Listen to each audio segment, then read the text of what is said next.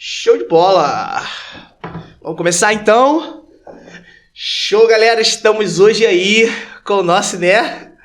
Esse cara aí, ó, agora é nosso apresentador. Caraca, moleque, tá apresentando tudo. Apresentador do Jack Jill. Tá vendo aí? É o melhor. Pra mim é o melhor. É o melhor. Frieza! Por que você matou o Curiri? É, cara, a gente tem que levar a vida na brincadeira, né? É isso aí.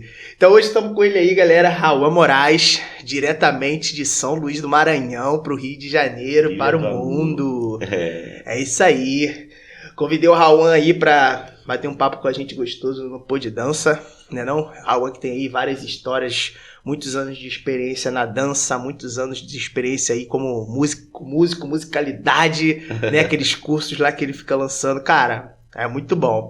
E Rauan vai contar um pouquinho aí da história dele na dança, vai contar como me conheceu, gente, olha só. Eu vim contando pra ele no caminho, vou contar a primeira vez que eu te vi na vida. Primeira vez que me viu na vida, é mole, falou que eu tava lá fazendo baderna. Eu fazendo baderna? Tá de brincadeira, que eu não faço baderna. Michel, né? logo um lorde.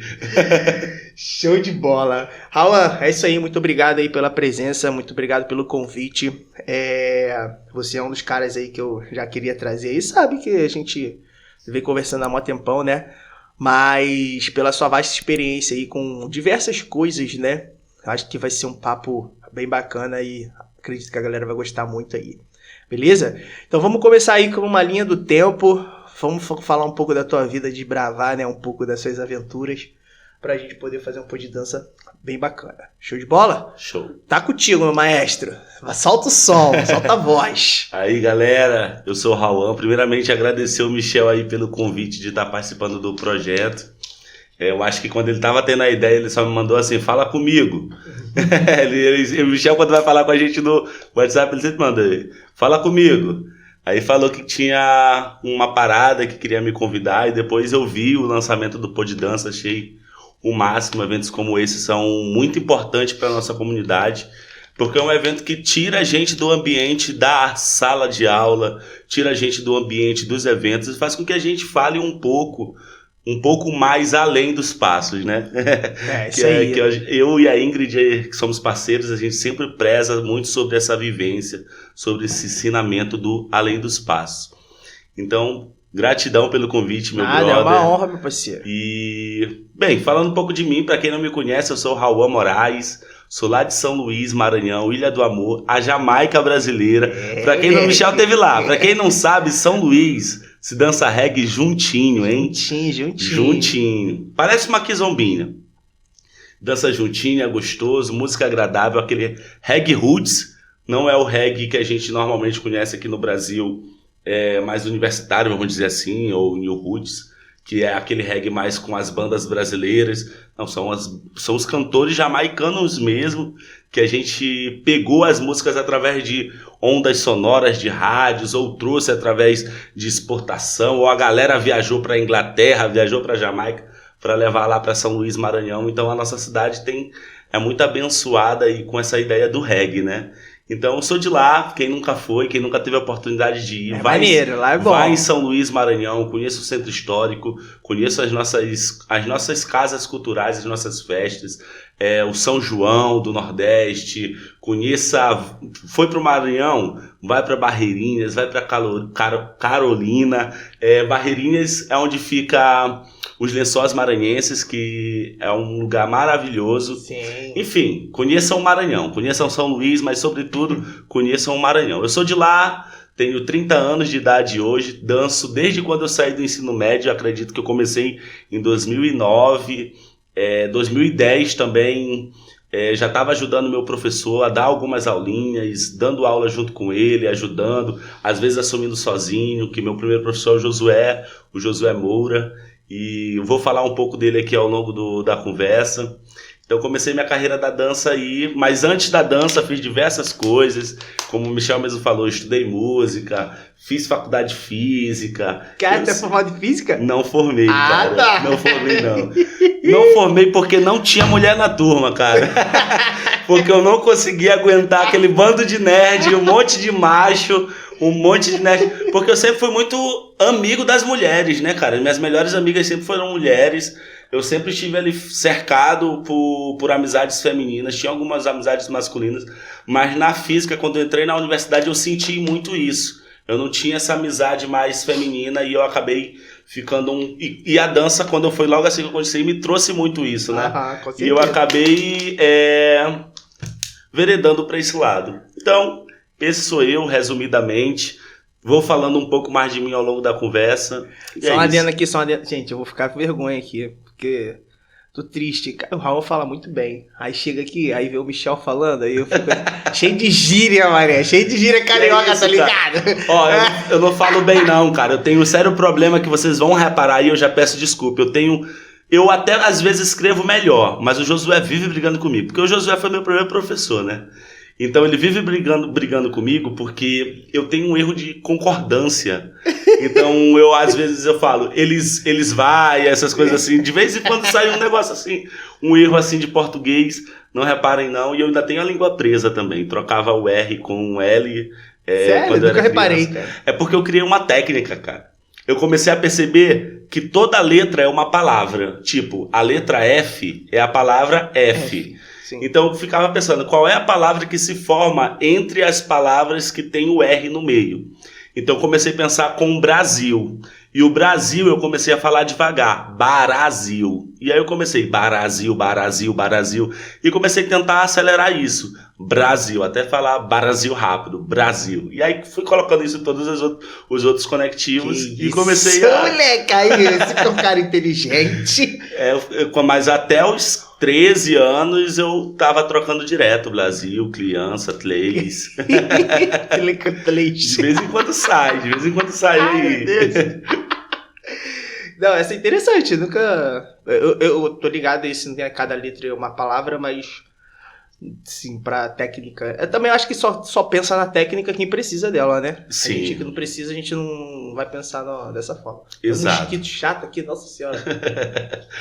Mas é isso mesmo. E assim, eu sempre tive essa ideia de como entender as coisas para ensinar. Eu acho que ser professor... Sou muito disso aí.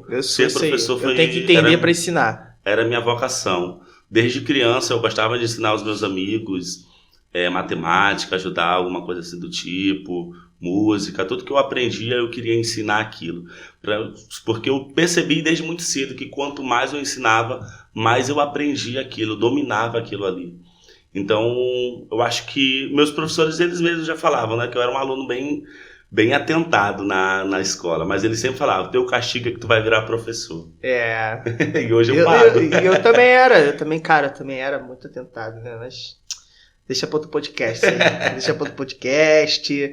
porque eu sempre fui assim também, cara. Eu sou um cara que... Eu sempre falo para as pessoas, eu gosto de entender as coisas, né? Sim. E é o que você falou, quando a gente... Por exemplo, vi um podcast, eu sou muito também, né, de escutar podcast. Escutei um podcast e a primeira coisa que eu penso é tentar falar daquilo com alguém. Explicar o que eu vi no podcast, que aquilo ali vai reforçando a minha memória e acaba entrando mais fácil a minha compreensão. Então Sim. Eu acho que muito do aprendizado e de ser professor vem disso, de entender as coisas e de querer compartilhar, porque é muito difícil tu ver alguma coisa, eu escutar algum podcast ou ver uma palestra e não querer compartilhar aquela palestra com alguém, o que aconteceu. Sim. É igual aulas, que quando a gente vou para aulas de dança que eu vejo, eu quero compartilhar o que eu vi. Pô, meus alunos, não sei se sofrem, né? Eu acho que a Gabi sofre mais com isso. Porque, por exemplo, fui para um workshop, curti. Fui lá pro Embrazuc. Fui curtir o Embrazuc. Quando eu volto, eu quero falar tudo que eu vi no congresso. Aí ela fica assim, ai, que droga. Lá vem ele com os podcasts dele. Porque eu quero compartilhar. E os meus alunos, a mesma coisa. Aí eu pego os movimentos que eu vi lá e falo, ó, pô, passaram esse movimento aqui, que não sei o quê. Então eu começo a compartilhar aquilo com eles, né? Então, acho que vem muito disso, esse lance de ser professor, porque a gente quer compartilhar, mano. A gente quer compartilhar a informação que a gente tem, justamente porque a gente quer entender mais e compartilhando a gente consegue compreender, fazer pensar mais a fundo sobre aquilo, né, cara? Questionamentos e tal. É uma das coisas que, desde quando eu comecei a fazer aulas de dança, eu aprendi com o Josué. Eu vou falar muito sobre o Josué aqui, porque... Mesmo parando de fazer aula com ele há muito tempo, assim, constantemente, nós ainda aprendemos muito uns com os outros, porque somos amigos desde então, e a gente está sempre conversando pelo Instagram, pelo WhatsApp, trocando ideias sobre dança, falando sobre dança, porque o Josué ele sempre me fez ser pensante dentro do meio da dança. E ele sempre falava, cara, aprender um movimento pelo movimento, só o movimento você pode aprender em qualquer lugar. E não é isso que vai te fazer ser um bom dançarino ou ser um bom professor, mas é entender de fato o que aquele movimento tem para oferecer para você e para outra pessoa.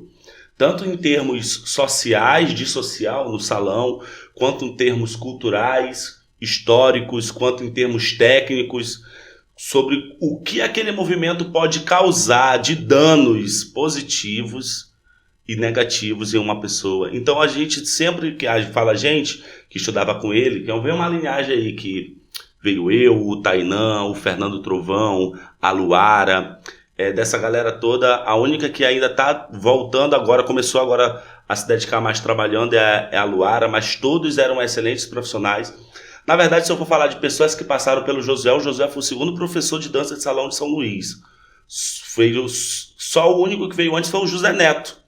O Neto que tinha hamburgueria aqui. Sim. E tal, que é lá de Belém. Na verdade, a dança de salão de São Luís ela é formada por professores de Belém. Vamos dizer assim, começou muito a história pelos professores de Belém. Enviaram um convite para o Neto. Na época, o Josué era da companhia do José Neto, que era a companhia nacional. O José Neto com a Adelaide Marinho mandaram o Josué para São Luís, né, para fazer esse trabalho. Então, o Josué foi o... Na verdade, tinha uma pessoa só, que é do Maranhão, que eu esqueci o nome dele, mas eu acho que era Eduardo, se eu não me engano, que já era professor de dança de salão. Então o Josué foi o segundo, né? Não foi o José Neto. Tinha o Eduardo e veio o Josué. Então muita gente passou ali pelo Josué. E o outro professor que formou outros professores lá em São Luís, que foi o Clay Carlos, que também ele é de Belém, ele era aluno do Josué também. Foi um aluno do Josué, que o Josué, quando voltou de São Luís... foram procurar outras pessoas de lá e ele veio e ele deu esse treinamento. Aí do Clay Carlos veio outros profissionais que são profissionais de grande e extrema importância para a nossa cidade, como veio o Idelfonso. Do Idelfonso veio, por exemplo, a Larissa, que foi a minha primeira parceira, que é a mãe da minha primeira filha. E deles vieram vários outros, inclusive a Ila Karina, que esteve aqui no podcast. Além do Idelfonso tem o Viller, Fernanda Trovão, o Evandro que veio do Idelfonso já, então é uma galera que um vai levando o outro, então a gente tem aí uma galera que se acostumou a aprender uns com os outros lá em São Luís, né?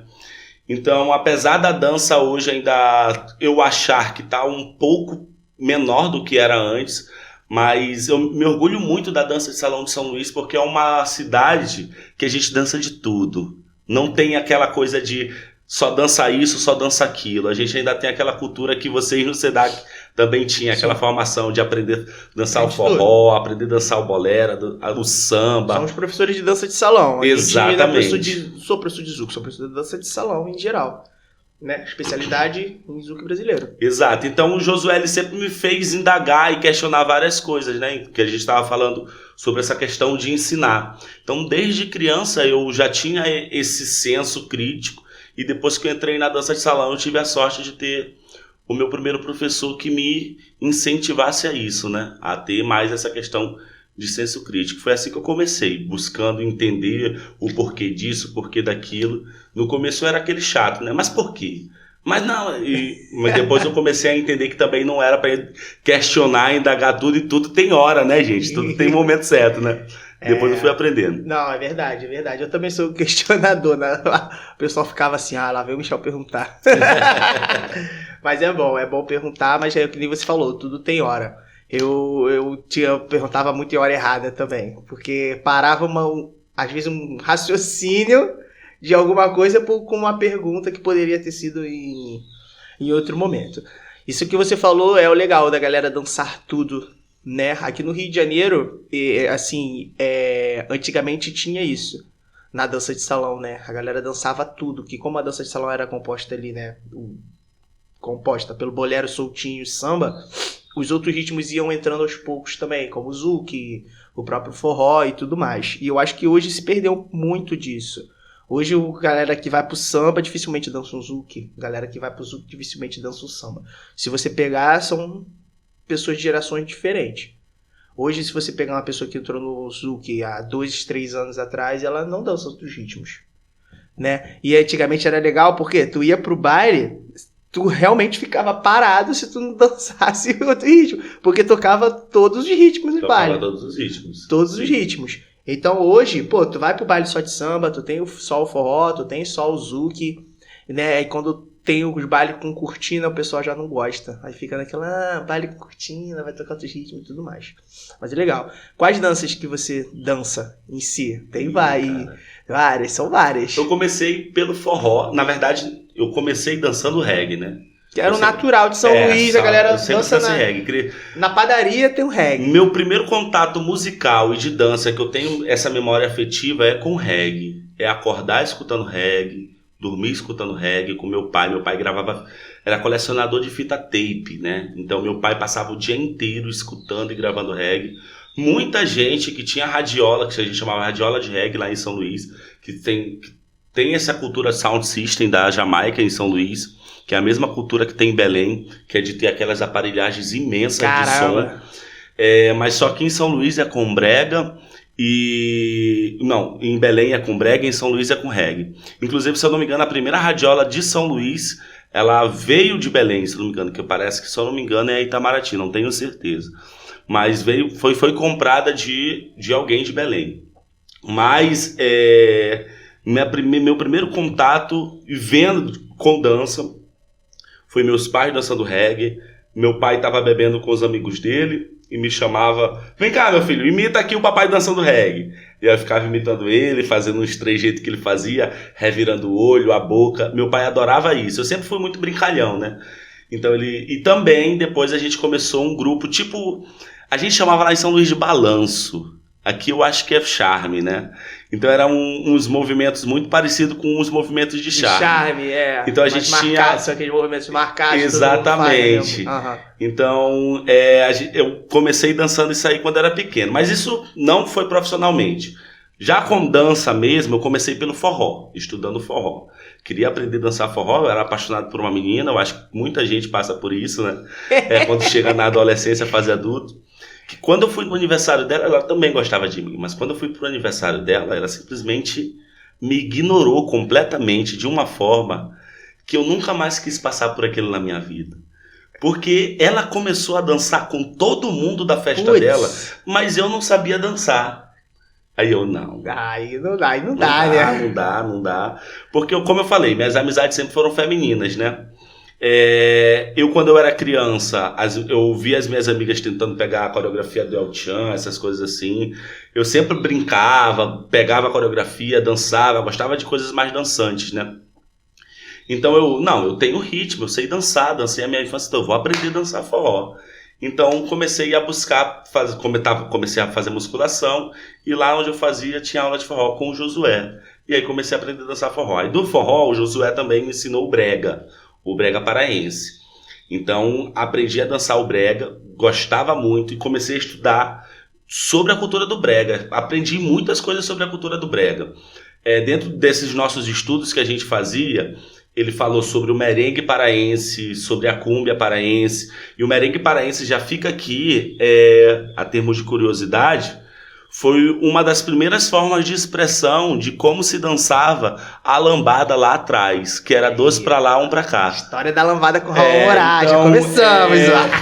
Geralmente, eles falar sobre o brega, sobre a ideia do cavalo manco, ele falava sobre várias danças e sobre essas questões culturais e origens. Desde aí começou a minha curiosidade, meu interesse por entender um pouco mais sobre as histórias da dança e perceber que aquilo ali me fazia evoluir a um patamar de dançarino e professor que ia além, porque muitos ficavam ali na superficialidade do passo, né? Sim.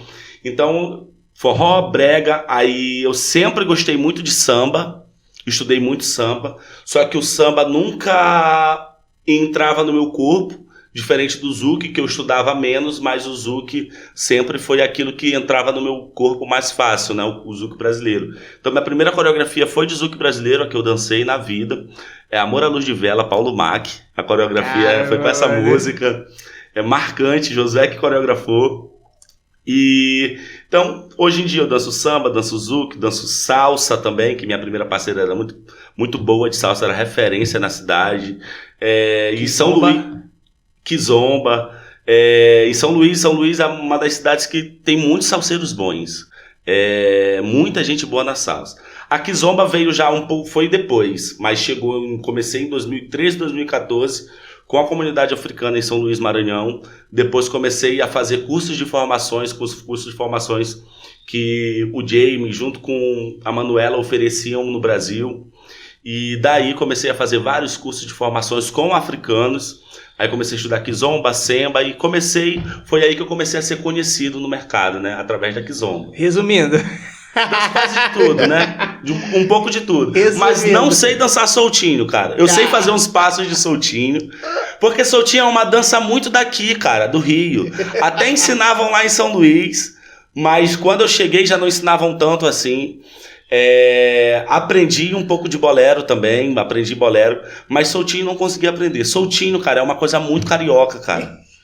Sabe o que é o pior? Quando eu vou dançar o brega que ele traz à frente e vai dar o giro, eu boto soltinho no meio. Bota soltinho no meio, parece. Aí o pessoal lá de Belém fica assim, Michel tá dançando soltinho. Pô, meu irmão, girou, é atrás e à frente. Sim. Sim, parece um pouco algumas coisas, mas o brega tem muito caqueado, que eles chamam lá de caqueado, né? Caqueado é tipo um trejeito de corpo. Brega é muito bom, cara. Cara. Muito gostoso dançar o brega. Cara, o brega e o Josué... Aqui, contando as nossas histórias de vida. A gente ia só com o dinheiro da entrada. Às vezes nem pagava a entrada porque a gente dançava brega. Poucas pessoas dançavam brega na cidade.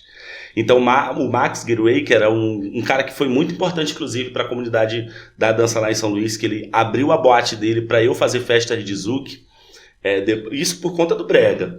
Então a gente entrava nas festas, dançava a noite toda. Só que poucas pessoas sabiam dançar. Pouquíssimas pessoas. A festa pra gente começava a partir de 2 ou 3 horas da manhã. Porque era o horário que as primas, né? As meninas da vida. Exatamente. que tem esse empreendimento, que o seu empreendimento é o prazer, vamos dizer assim. E elas chegavam nas festas e muitas vinham de Belém. E moravam em São Luís. E essas sabiam dançar brega. Caraca, elas chegavam nas festas, a gente não parava. A gente dançava muito. E elas vinham com muita grana. Porque era fim de expediente. Elas pagavam muita cerveja pro Josué. E eu não bebia, né? O Josué ficava louco. E eu ficava dançando. O Josué bebia demais. Resumindo, ele te usava. E eu dançando de bolsista pra ele lá na festa. E aí elas, mas você não bebe, a gente paga um Danone, tu não quer um Danoninho? Elas me zoavam muito, né? Mas, cara, bons tempos de mistura, cara. A gente dançava muito mesmo. Imagina essa galera vindo toda de Belém lá, doida pra curtir, né? Porque lá com nós estamos trabalhando. E outra, lá em São Luís não tinha brega. Era a única casa de show que tinha o Melody, o Tecnobrega, o Tecnomelody. Então era assim, era uma coisa que muitos paraenses se encontravam ali. Então era uma coisa que eles acabavam matando a saudade de casa. Pra mim, isso eu que moro hoje no Rio de Janeiro, uma vez eu passei pela Lapa, tava tendo uma festa de reggae, não tinha quase ninguém. Mas quando eu entrei, cara, tava tocando umas pedras que me lembrava a minha infância. Sério, Tem aquela memória, né? Aquela nostalgia, aquela vontade de chorar, saudade de casa. Enfim, quando a gente tá longe de casa... Só quem tá longe que percebe. Vocês que fazem turnê na Europa, outros lugares do mundo, vocês passam 3 meses fora, começa a apertar saudade. Cara, em 3 meses, às vezes tu passa uma semana, cara. Uma semana. Esse negócio que o pessoal fala, tipo, não queria viajar, dormir em hotel. Mano, dormir em hotel é muito chato. Vou te falar. Viajar é muito... A primeira muito noite maçante. Legal, tipo cama, café da manhã do hotel, todo mundo gosta, né? Pô, chega uma hora, mano, tu não tem o teu armário, tá ligado? Tem que ficar botando roupa na bolsa. Não, mano. Assim, é legal, bom. É bom. Toda a experiência é boa, tudo é bom, o que a gente vive. Só que assim, não é sempre, entendeu? Então esse lance que você falou, tipo, turnê e tal, passar um tempão fora, pô, é maneiro. Viajar, conhecer outros lugares. Só que chega uma hora, cara, que tu quer deitar na tua cama e, tipo, tô na minha cama. Parece que não, mas quando tu chega em casa, tu fala, graças a Deus cheguei em casa. Porque tu fica ali numa adrenalina de, tipo, troca, sai daqui, vai pra outro lugar, que não sei o quê. Muito grande. Essa turnê que a gente vai fazer agora, são 2 meses, né? E assim, graças a Deus já tá tudo fechado, tudo bonitinho. A gente não vai parar. Então vai ser assim, dinamismo. E aquilo, cara, por mais que nós sejamos os artistas ali, a gente não sabe onde a gente vai ficar em si, entendeu? A gente vai descobrir também, a gente descobre na hora. É o fator surpresa, meu pai sempre me ensinou isso. O fator surpresa é uma coisa que a gente nunca vai dominar. Na hora, sempre vai dar uma coisa muito certa ou uma coisa muito errada. E você quer ver uma coisa que é interessante?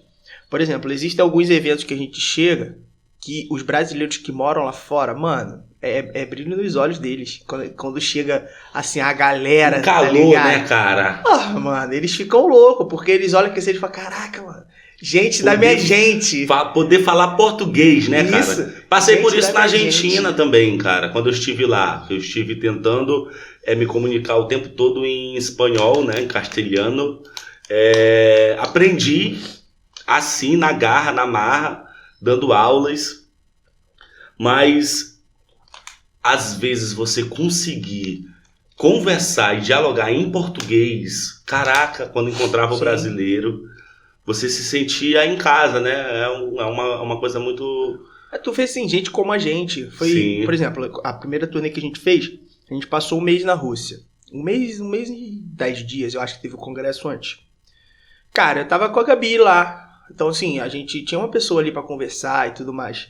Mas, mano, quando a gente saiu da Rússia, que eu cheguei em Madrid, que, tipo assim, já tava o Walter e o William no aeroporto esperando a gente, que tu já vê, tipo assim, outras pessoas, cara, já foi outra parada. Que a gente começa já... A energia renova. Porra, não, foi muito bom. Renova. Foi muito bom, porque tu via outros brasileiros, entendeu? Chegamos no congresso, uma porção de gente que, pô, brasileiro, falando com a gente, aquele clima...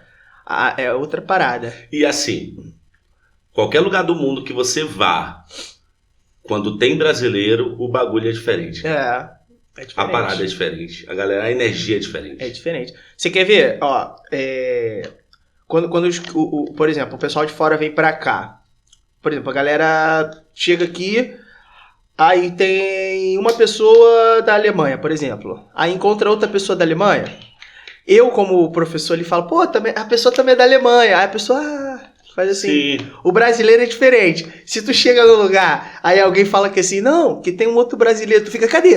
Cadê ele? Cara, você nem conhece o cara, mas parece que o cara cresceu contigo, saca? Tu fica, sério? Tem outro brasileiro? Porra, não, me apresenta ele aí, que não sei o que. Tu fica animado, porque o cara é brasileiro. Sim, a pessoa os outros países... Foi o que eu senti, entendeu? Tipo, legal, a pessoa é de lá também. Mano, tipo, se tu tá ali, não, pô, brasileiro? Não, a gente já se sente como se estivesse construindo uma gangue lá fora, né? A gente já acha que tá arrumando, já começa a arrumar um tumulto. Isso é muito bom. Então, eu entendo esse lado da saudade de casa também, que tu falou. Ainda mais, assim, com sensações, né? Que a música te traz uma sensação, te traz ali me foge a memória. É uma memória, né? Auditiva de tudo que você viveu, de tudo que você fez. Traz uma nostalgia boa. E a saudade, né, cara? Quanto tempo tu tá fora já? Tu veio pra cá? Eu vim pra cá. Eu vim, na verdade, quando eu terminei minha parceria lá, que eu me separei da Larissa, tanto o relacionamento que nós tínhamos, que deu super certo. As pessoas costumam dizer que deu errado. Não deu errado, deu super certo. A gente tem uma filha maravilhosa.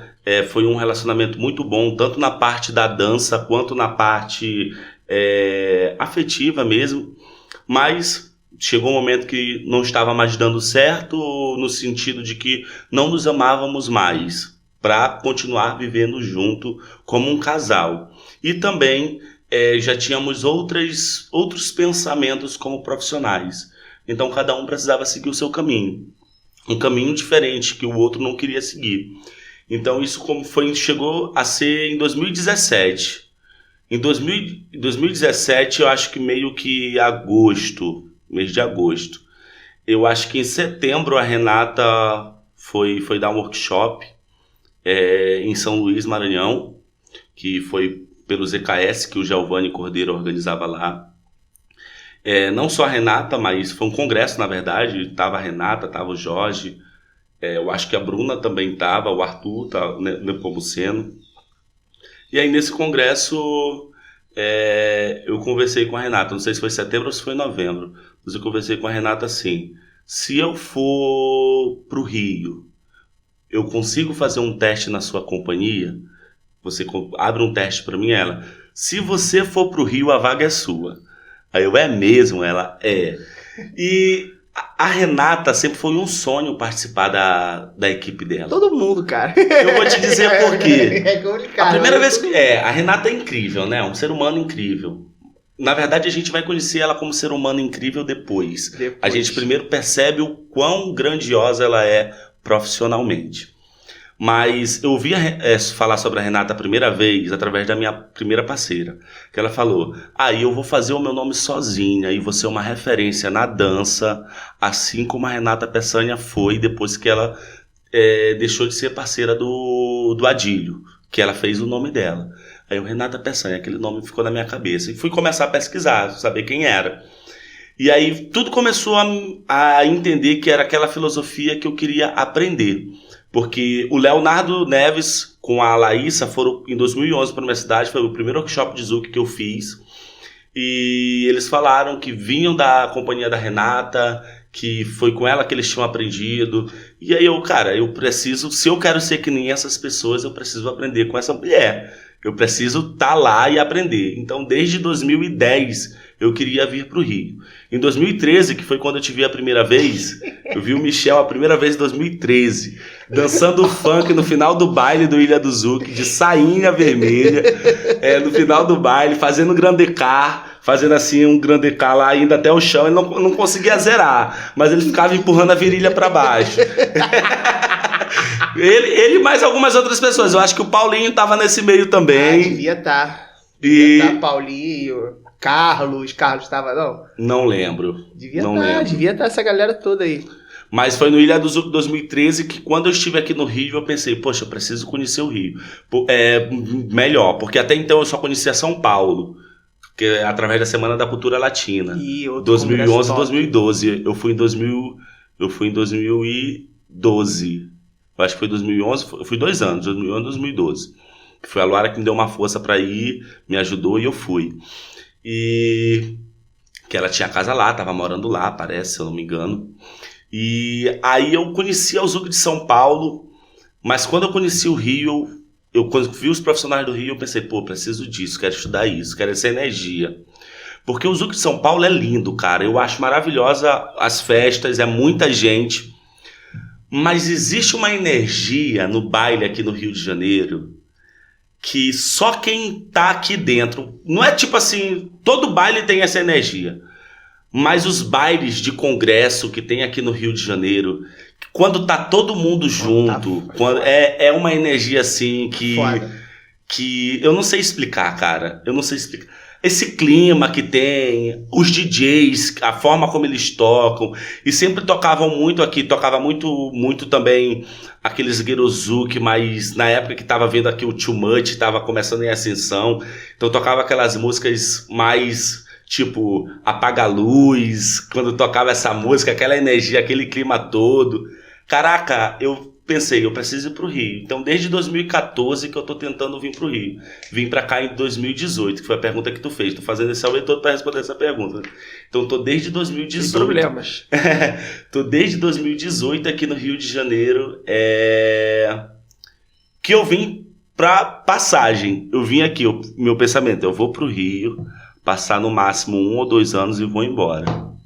Só que logo que eu vim pro Rio, porra, meio do ano, eu já tava apaixonado pela Ingrid, né? A gente já tava junto.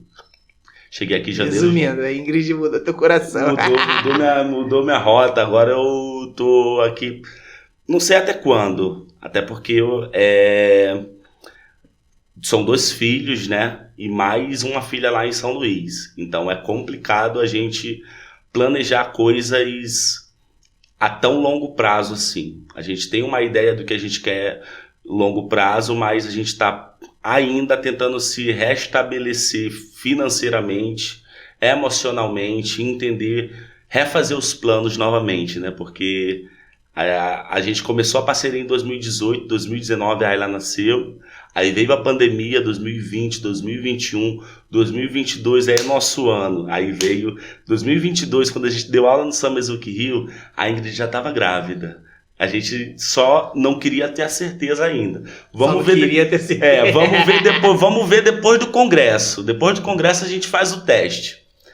Foi batata, dito e certo. A gente já estava aí. Aí mais uma vírgula, né?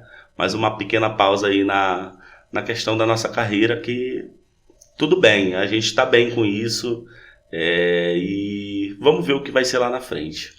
E quando tu chegou aqui na companhia da Renata, como é que foi? Cara, quando eu cheguei aqui na companhia da Renata, eu fui muito bem recebido. Logo de cara, muito bem recebido por todas as pessoas. Quem me deu uma força, principalmente, foi o Rodrigo, que é um meu mestre de lambada. Eu fiquei na casa dele, ele que me apresentou para todo mundo. Então fui muito, muito, muito bem recebido mesmo.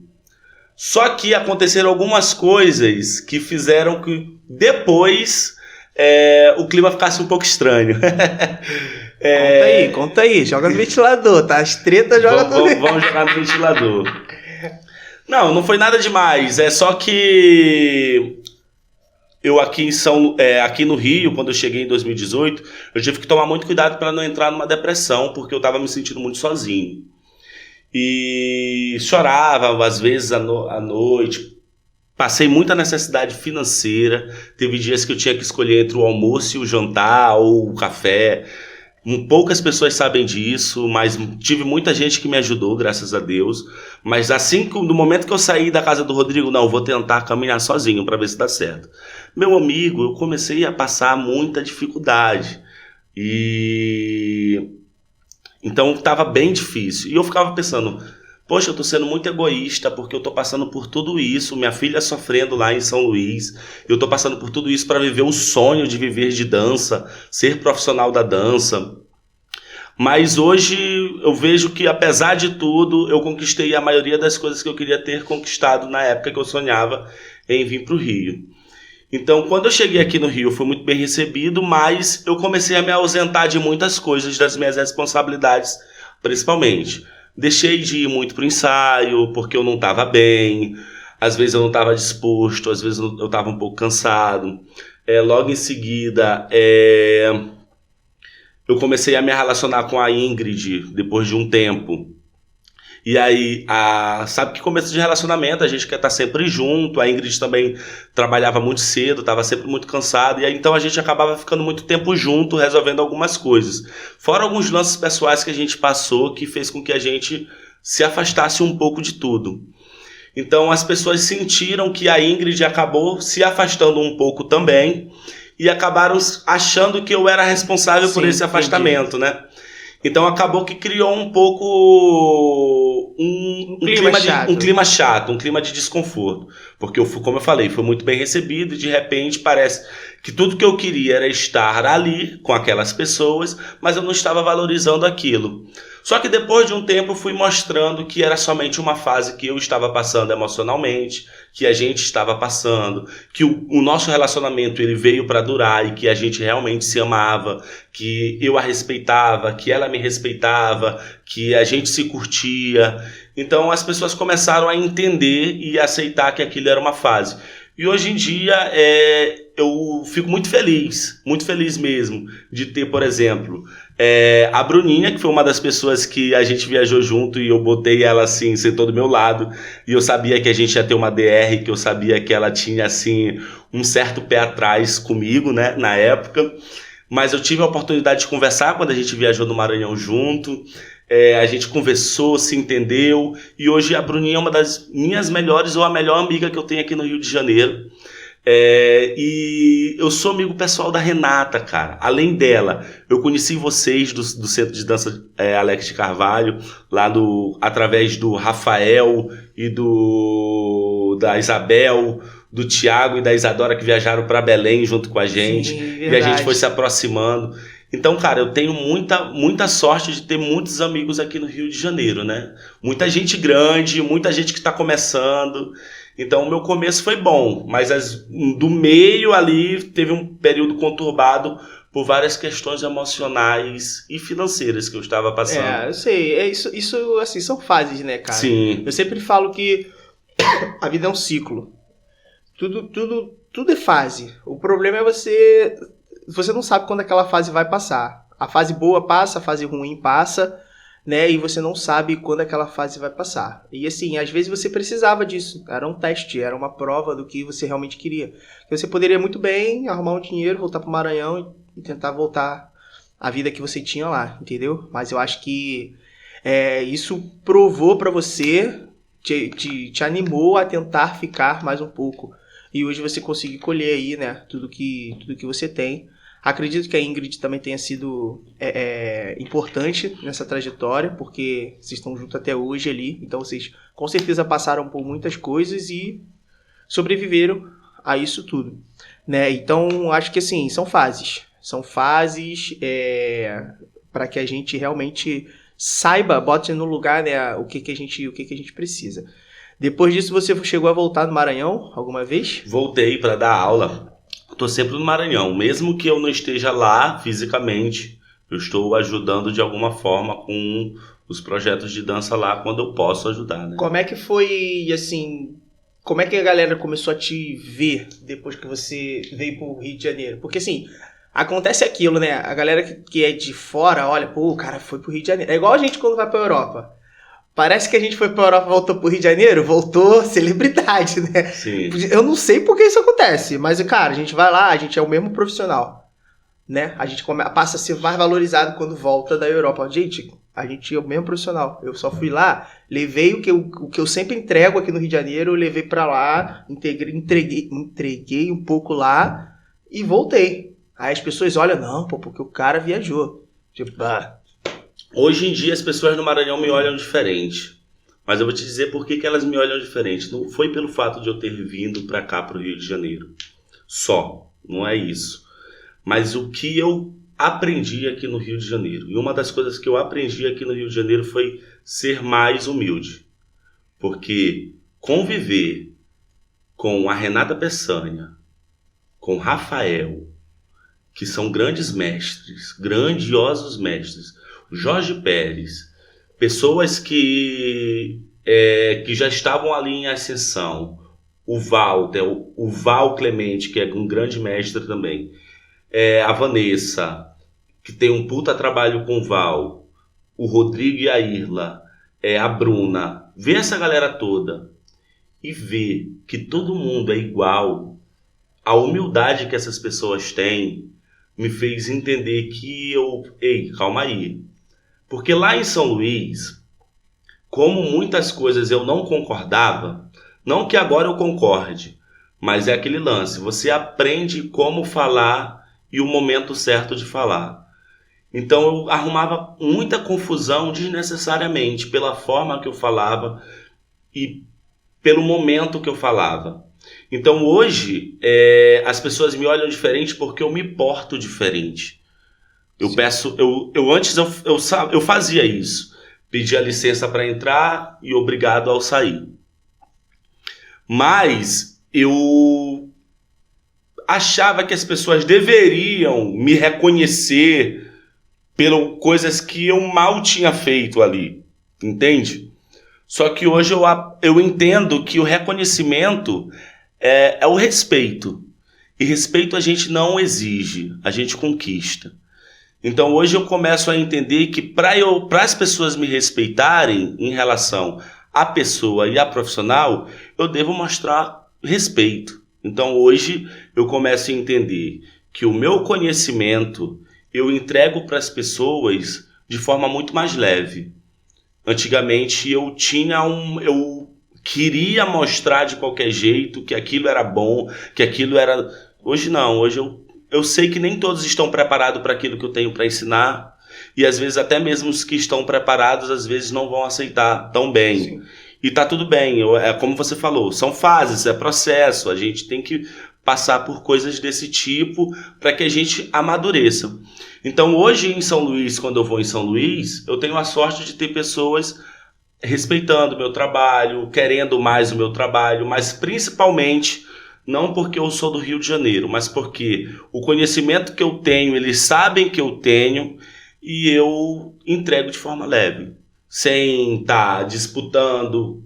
Porque diversas vezes uma cidade pequena como São Luís acaba com aquela divergência de um aluno que sai de um lugar, vai para outro e entra numa briga entre os professores, os profissionais, por conta de um aluno ou porque fica um tititi e tal.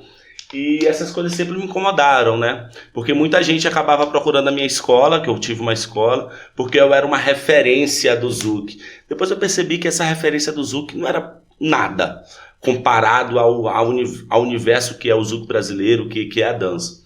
Então hoje, depois que eu voltei para São Luís, eu vi um respeito maior, mas não pelo fato de estar aqui, mas pela forma como eu me apresento hoje. Sim, mas assim, uma coisa que como você falou, é amadurecimento. Você veio, conheceu, tipo assim, viu... Eu tenho a mesma sensação que você, assim, por exemplo, hoje eu convivo mais com a Renata também, convivi muito tempo com o Rafael, o próprio Alex, e, cara, eu vejo que são pessoas como a gente. Sim. São pessoas como a gente, entendeu? O Kleber, quando veio aqui, ele disse uma frase que é assim, bem interessante, que ele falou, eu só sou um aluno com mais tempo que você. Sim. Então eles só são um aluno com mais tempo do que a gente. Então eles que a gente não deixa de aprender, né? A gente não deixa de aprender. Então, com certeza eles também aprendem muita coisa com a gente. Porque a gente tá ali para somar com eles também. E para tu ver a humildade dessas pessoas. O Rafael fez aula particular comigo, junto Sim. com a Isabel. A Renata agora tá finalizando um pacote de aula particular que ela e a Bruna fizeram comigo. Caraca! Nem nos meus maiores sonhos e desejos que eu tive com a dança, eu pensei que um dia eu iria dar aula para essas pessoas. E aí é o que entra. Hoje em dia, eu sou muito grato por tudo que eu tenho, mas aí é que entra uma coisa muito importante que vocês que estão assistindo aí também devem entender, que quando você quer se tornar um profissional da dança, ou de qualquer área, você deve ter duas coisas em mente. Na verdade, uma. Sucesso não é a mesma coisa que fama. Sim. Muitos que buscam sucesso, na verdade, não estão atrás dele, estão atrás de ser famosos. E eu, quando vim para o Rio, eu vim atrás de ser famoso e não sabia. Porque eu já tinha sucesso em São Luís, em muitas coisas. Só que eu queria ter o meu sucesso e achei que no Rio eu teria.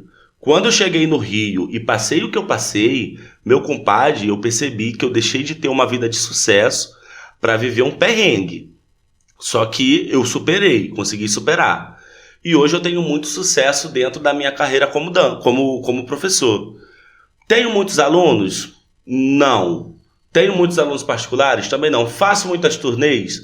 Também não. Mas os que eu tenho, eu sei que confiam no meu trabalho, são muito importantes. Dei aula para pessoas incríveis.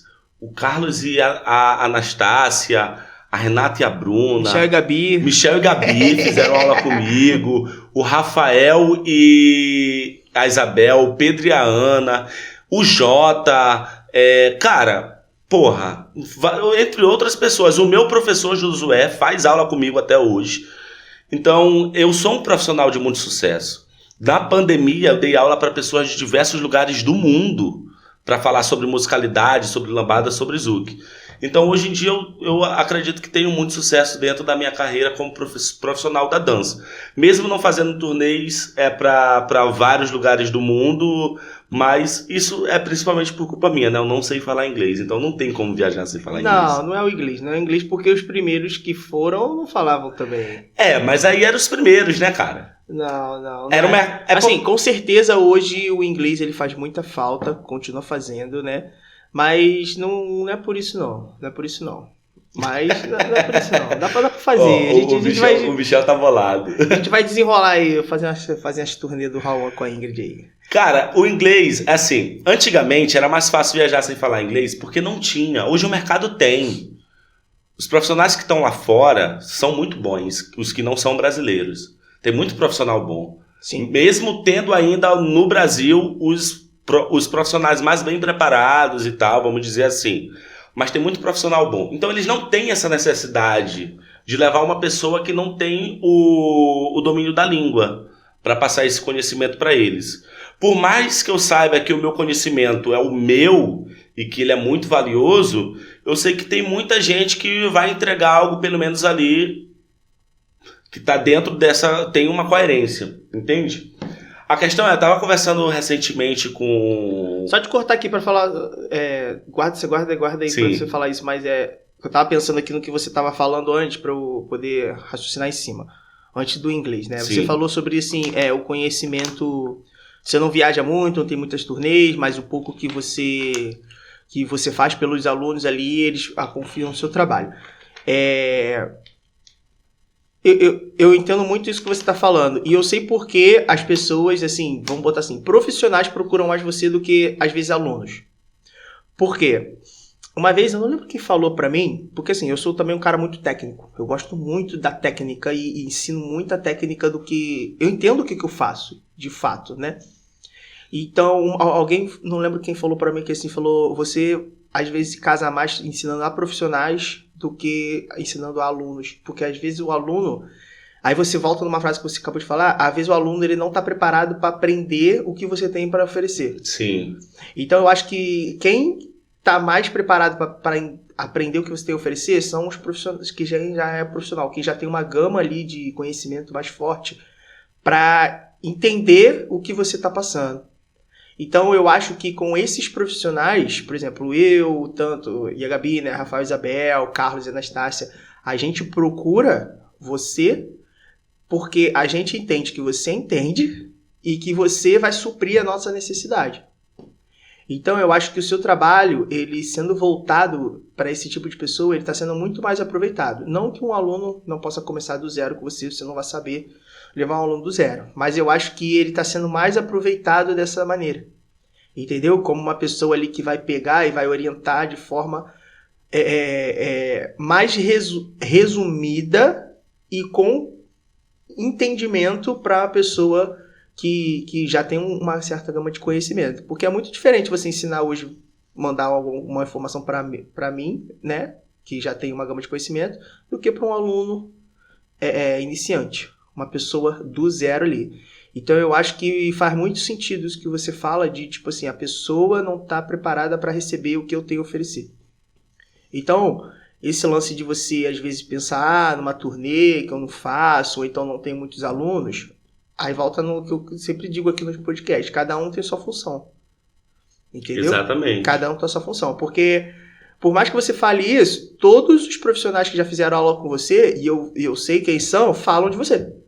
Falam, pô, não, porque eu fiz as aulas com o Rauan e tal, aula de lambada com o Rauan e aula de lambada com o Rauan. Então você fica ali numa visibilidade diferente. Porque as pessoas perguntam assim, pô, todos já fizeram aula com o Rauan e os caras são profissionais de referência em outros ritmos, entendeu? Mas é por isso que a gente procura. Se você não fosse um profissional qualificado, vamos botar assim na mente do aluno, né? Pô, por que os outros profissionais procuram ele? Entendeu? Então, acho que eu parto desse pensamento. Você está oferecendo o seu trabalho para, vamos botar assim, um nicho que o seu trabalho precisa estar. Lembrando sempre, claro, que você não possa ter outros alunos mais iniciantes, entendeu? Então, acho que vem desse princípio. Por isso que pode ser que, assim, depois, com o tempo, mais alunos vão te procurar, porque vê que outros profissionais já procuram você. Entendeu? Aí, voltando ao lance do inglês aqui, o inglês, sim, é importante, que eu acho, né? Mas eu acredito que hoje as pessoas de fora, elas também analisam muito o que está acontecendo. E eu acho que isso também vai começar a acontecer com as pessoas que são de fora, porque elas vão olhar profissionais que dão aula para eles lá fora, fazendo aula com você. Então isso, eu acho que vai ser uma cadeia natural de acontecimentos, entendeu? Claro, se você puder estar preparado para quando isso chegar, ótimo. Mas eu acho que assim, não é por causa do inglês em si, entendeu? Sim. Tipo, não trago o How I English pra cá porque o inglês. Não, eu acho que é uma coisa que vai acontecer. Não, isso E com claro certeza. que quando você tiver preparado, se você, já falo, vai ser melhor. Vou dar um exemplo de quando eu fui pra turnê com a Gabi. Quando eu fui pra turnê, a Gabi sempre falou mais inglês do que eu. Só que eu sempre fui o cara de me jogar mais do que ela. Eu sempre me jogo mais do que ela nas coisas. Quando eu fui, que foi a minha primeira aula, que foi um susto pra mim, que o Alex chegou lá em Paris e falou, eu cheguei em Paris, o Alex falou, hoje tem aula lá no barco, é você que vai dar aula com a Gabi. Aí eu falei, como? Então foi minha primeira aula realmente em inglês. Porque uma coisa o cara vem pro Brasil, você dá uma aulinha ali pra ele em inglês, né, meia boca, mas a maioria das partes tu fala tudo em português. Agora, quando tu chega lá e tu fala oi e ninguém sabe o que é oi, tu tem que falar tudo em inglês, é diferente. Então, também é uma coisa que você vai pegar e você vai galgar. E eu achava que eu estava preparado, né? É que a gente só percebe que não está preparado quando a gente realmente está na situação. Encara a situação. Então, ali, cara, foi onde eu percebi que eu falei, não, tem que voltar, tem que estudar pra depois. Mas depois do tipo de que passou essa primeira turnê, aí as coisas foram mais naturais. Então, assim, tem que ter o primeiro, né? Tem que ter aquele boom. E, assim, eu também não estava 100% preparado. Eu não tinha um inglês ali que eu conseguia falar com todo mundo. Que por mais que eu desse a aula, eu não conseguia conversar. Hoje não. Hoje eu já consigo manter um diálogo. Mas a aula em si começou a ser boa. Entendeu? Então eu acho que assim, aos poucos isso vai começar a vir na carreira de vocês, porque pessoas vão ver a qualidade que vocês têm. Tanto como dançarino e tanto como professor. E tipo, as pessoas vão lá e fazem aula com o Rawan. Grandes profissionais. Então quer dizer que, esse cara tem um conhecimento, tem uma gama de conhecimento que a gente pode utilizar. Independente tendo a língua, falando a língua ou não. Entendeu? Sim. Acho que era isso. Nem lembro o que tu ia falar, Vou te contratar para ser o meu empresário, Michel. Michel que vai me vender agora. Cara, mas vou te falar, isso é engraçado, porque... Não é nem questão de vender. É porque eu tenho umas visões um pouco diferentes de certas coisas. Entendeu? Tanto, como eu sempre falo aqui, eu venho muito do mundo dos negócios, eu conheço muito disso. Eu gosto, eu estudo. Então, às vezes, as pessoas elas não dão um tranco na dança porque deixam a parte dos negócios um pouco para cá. Então, eu acho que se você usar isso que eu tô te falando ao seu favor, por exemplo, se você é um cara que é muito bom no marketing ali, se você começar a usar esse marketing a favor de você, sim, pode ser uma coisa que, entendeu? Que vai alavancar esse lado. Sim, que tá faltando. sim. E até tentar mostrar, eu não sei qual é o seu nível de inglês, mas tentar pegar esses profissionais que já estão fazendo aula com você e tentar melhorar o seu inglês com os próprios profissionais que estão ali, entendeu? Sim, eu acho que o mais importante é a aula. Depois que você fez a aula, você consegue dar aula em inglês, o falar, né, o conversar, ele vai vir naturalmente. Vai vindo naturalmente, sim. A gente precisa se expor, né? Para falar outra língua, a gente tem que praticar. Tanto é que eu estou estudando programação agora, é uma outra linguagem, né? Aprender linguagem do computador, vamos dizer assim, para fazer software e tudo. E não adianta assistir aula, entender, se você não praticar, é isso. Não fica. E você só pratica quando precisa praticar realmente. Que você olha e fala, ou tu fala, parceiro, ou tu corre de fome. Sim. Não vou morrer de fome. Exatamente, é verdade. Correr atrás. Mas agora o que tu tava rindo? Tu ia falar que agora vamos pra outra pauta. Agora segue. Eu tô sentindo assim que eu tô um pouco tenso, tô falando muito, mas não tô falando nada. Não, é praticamente isso. Tá bom, outra coisa aqui. Como é que você falou aí do Rodrigo, né, do Argolo, seu mestre na lambada, até quando eu cheguei a conversar aqui com a Irla, né, como é que surgiu o lance da lambada. Mas lá no Maranhão, vocês já dançavam lambada? Ou já sabia alguma coisa e depois com o tempo veio pra cá e começou a estudar com o Rodrigo? Vamos lá, primeira vez que eu ouvi falar sobre lambada, sem ser a lambada como a gente conhece no cotidiano no Brasil, né? Mas a primeira vez dentro da dança de salão que eu vi sobre lambada foi na Semana da Cultura Latina, onde eu vi lá em São Paulo sempre teve muita lambada, né? Então eu vi os profissionais lá ensinando lambada, o Pablo e o Léo, eles deram aula lá nos campeonatos do Key Open, a galera também dançava lambada, muita gente dançava lambada. Quem mais? O Ricardo Ferrari. Pô, Ricardo Ferrari é uma lenda. Pô, os vídeos do Ricardo Ferrari, meu irmão. Pois é. Eu vi o Felipe Lira a primeira vez também lá, dando aula na quinta-feira no Carioca, junto com a equipe do Felipe Mirra. E aí eu vi aquela coisa assim, uma aula dentro de um baile, e depois ter um baile. Achava aquilo magnífico. Então aí eu conheci a lambada, né? Em 2013, eu acho que foi a primeira vez que o Rodrigo foi lá para São Luís. E em 2014 eu vim para cá. A primeira vez que eu vim pro Rio Zouk Congress. Na verdade, na época ainda era internacional, o Zouk Lambada. Que foi do campeonato que quem ganhou foi a Isadora e o Alexandre Gustavo. Que teve eu participei disso aí. Participou desse campeonato, eu lembro. E foi eu vim... Nossa, muito ruim. Não, cara, eu achei que todos estavam ali num nível muito bom, cara, de verdade. Só que era nível... eu tinha um ano de dança. Era o último nível era o nível de 2014, né, cara? Era 2014, aquela época era 2014, é diferente do que é hoje. A galera hoje, você vê um cara que começou ontem na dança, mas hoje já sabe fazer um monte de coisa, porque... Tem uma coisa que o Rodrigo me falou quando eu tava aprendendo a dançar Zouk brasileiro. Aprendendo não, quando eu tava desenvolvendo trabalho junto com a Larissa e o Rodrigo começou a ir dar aulas lá em São Luís, tinha uma coisa que ele falava assim, cara, a diferença entre eu e vocês é que eu tenho alguém para me ensinar e eu perco muito menos tempo do que vocês. Vocês têm que descobrir tudo sozinho.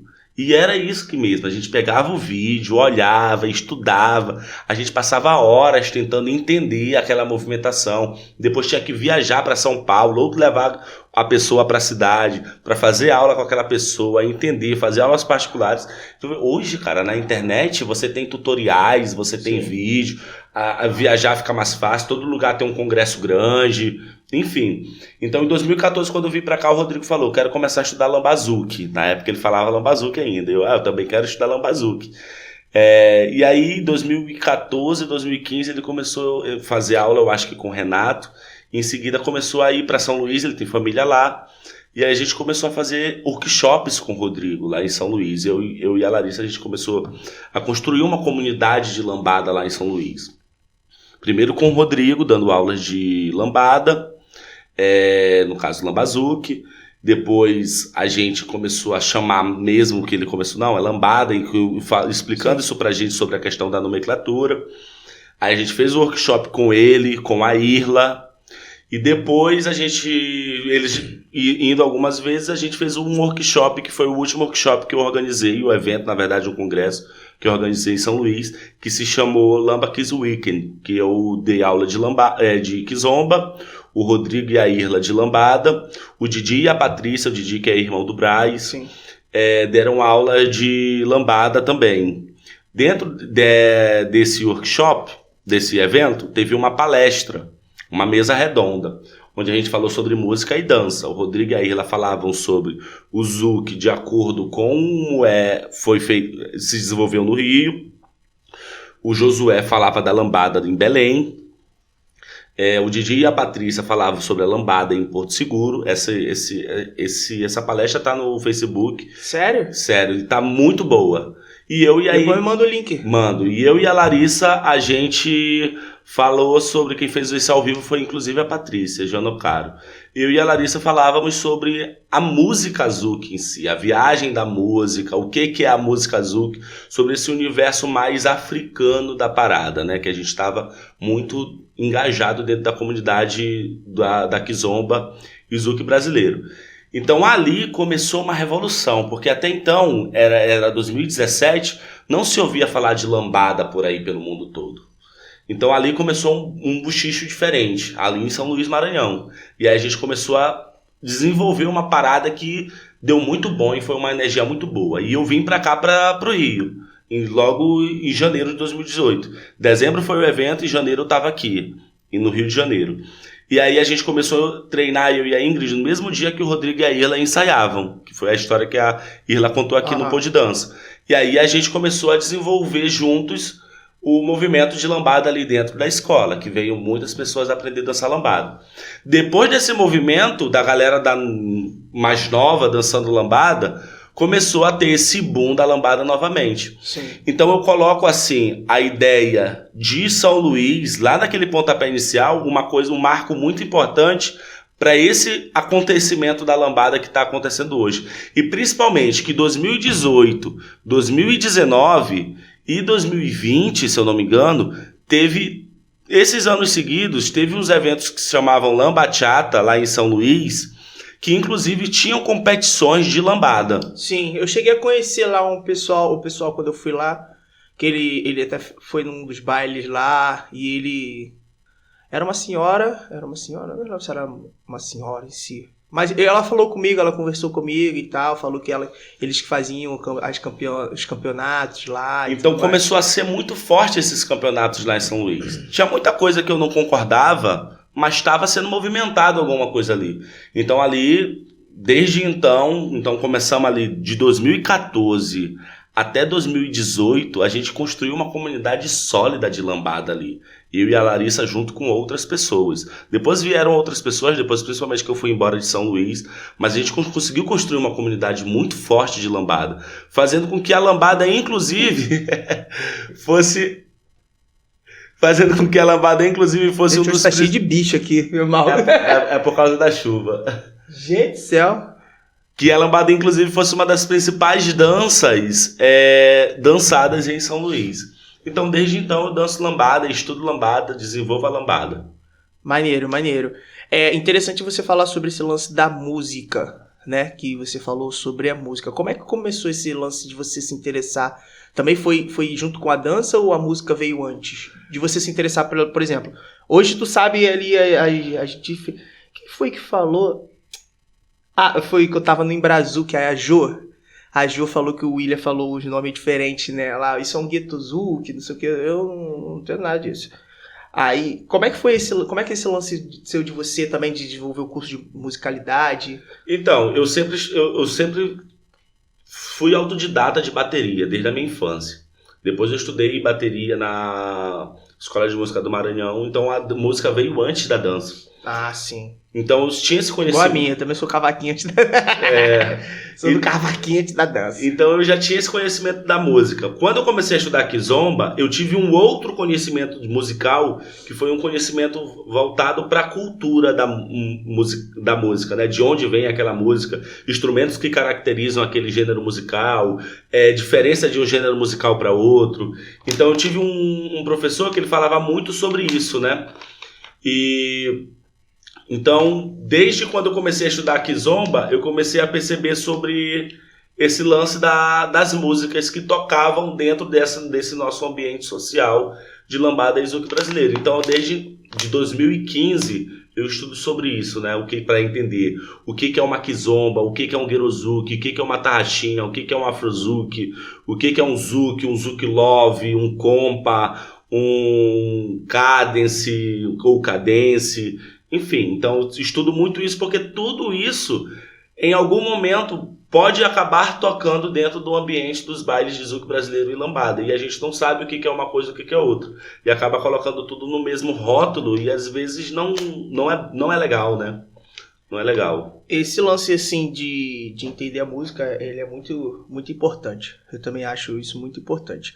Mas, por exemplo, eu sei da kizomba, mas hoje o que você caracteriza assim o zouk e a kizomba, a diferença do zouk e a kizomba? Tô falando em si o só de remix, não, mas assim a música zouk antigamente, né, quando ela foi caracterizada, foi trazida e muita gente escuta kizomba também, acha que tá tocando zouk. Quais são essas diferenças assim? Consegue explicar? Sim. Vamos lá. Primeiro vamos entender o que é zouk e o que é kizomba, tá? Zouk é um gênero musical e uma dança das Antilhas francesas. Por isso é importante, quando vocês forem falar da nossa dança, usar o termo zouk brasileiro, tá? Porque o zouk, ele tem uma dança e tem uma música das Antilhas francesas. Vamos dizer Guadeloupe e Martinique. Então o zouk é uma música, vou falar em termos de música, é uma música que vem de lá, das Ilhas Caribenhas, é uma música caribenha. A kizomba, existem duas versões que foi contada pelo mesmo criador da kizomba, que seria o Eduardo Paim. Em uma das suas versões ele falou que o zouk influenciou, o zouk antiliano influenciou por toda a África, vamos dizer assim, né? Mas principalmente na região dos países palopes, que são os países africanos de língua oficial portuguesa, Moçambique, Guiné-Bissau, São Tomé e Príncipe, Cabo Verde, Angola, agora também Guiné Equatorial. Então, o zouk fez sucesso em toda essa região. Então, eles tocavam zouk, as bandas tocavam zouk, cantavam zouk dentro desses lugares. Só que o Eduardo Paim usou da música zouk, pegou, agora foi. Conseguiu? Tá, não, tá aqui. Vai tocar aquelas músicas de meme. Vai, continua. Então, o bicho tá atrapalhando a gente, o raciocínio. Então, o Eduardo Paim, ele disse que juntou a música zouk com a música semba e criou a kizomba. Em termos de significado, zouk significa festa em crioulo, antiliano, e kizomba significa também festa em quibundo, em Angola. Significa a mesma coisa. Por isso que o nome kizomba e zouk.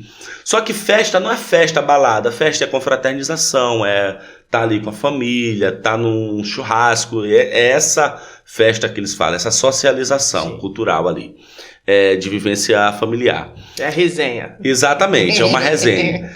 Então, o zouk, a diferença do zouk para kizomba seria que no zouk antiliano você vai ter a voz e a letra cantada em crioulo das Antilhas, crioulo antiliano, que tem muito do francês, tem muito ali, vamos dizer, a língua oficial, mas que muita gente chama de dialeto muito específico de lá. Sim. Então você vai ver entender um pouco como se fosse francês, então a língua é desse jeito.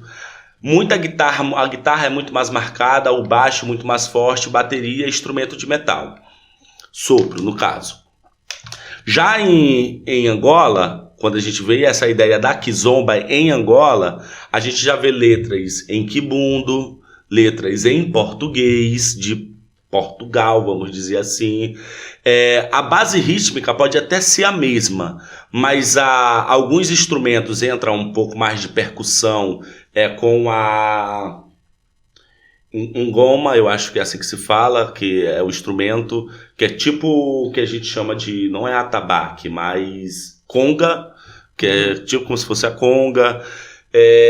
E além disso, tem zouk em diversos outros lugares. Então, o zouk, a kizomba, é o zouk feito por africanos na África, vamos dizer assim. Sim.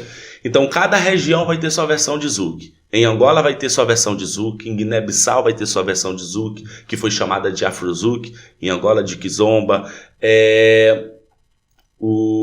Em Cabo Verde vai ter sua versão de zouk, que já vai ser chamado de cabo zouk, ou cabo love, cabo love já é uma coisa mais específica, que se eu não me engano foi o selo do Felipe Monteiro.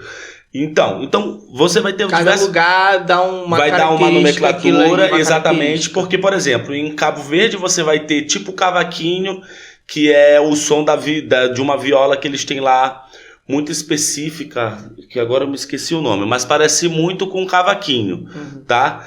Então você vai ter muito voltado para o que eles vão chamar de coladeira. Na coladeira tem esse som desse cavaquinho, e aí eles juntam a coladeira com o zouk, fica cabo zouk ou cola zouk também.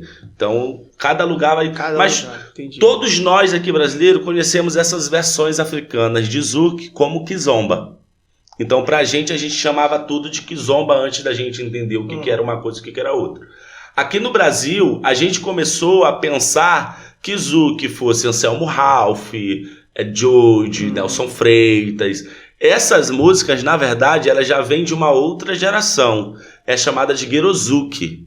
Essas músicas guerozouk são criadas por descendentes de africanos ou cabo-verdianos que nasceram ali na Holanda ou Europa e começaram a criar músicas que faziam parte dessa comunidade, que eles criavam em português, falavam português, cantavam em inglês também. Então criou uma outra parada, que é quando a parada começa a ficar mais comercial, principalmente por conta que o inglês acaba entrando, né? Então esses cantores, eles começavam a misturar o love do Zouk Love com o rap, que aí então eles começaram, por isso o nome Guerreiro Zouk, que era a mistura do hip hop ou rap, mais o love do Zouk. Então era ao mesmo tempo aquela ideia romântica, então você tinha aquela cantora mais romântica e vinha o Nelson Freitas, vinha o Johnny Ramos cantando uma pegada mais de hip hop. Exatamente, que é o que a gente começou a consumir muito, que é o que a gente chama de Guerreiro Zouk. Aquilo ali é o Guerreiro Zouk. É o que a gente começa a dançar muito dentro da comunidade do Zouk brasileiro e da lambada. Então, resumindo, tem muitas vertentes que a gente acaba englobando, chamando tudo da mesma coisa, né?